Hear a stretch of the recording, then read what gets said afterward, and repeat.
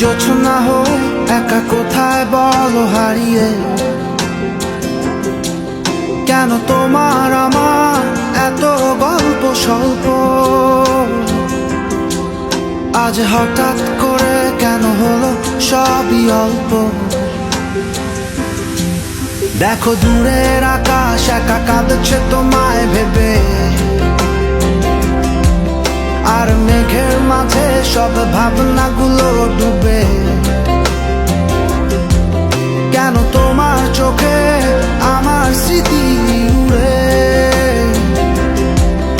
আজ হঠাৎ মন দিশেহারা।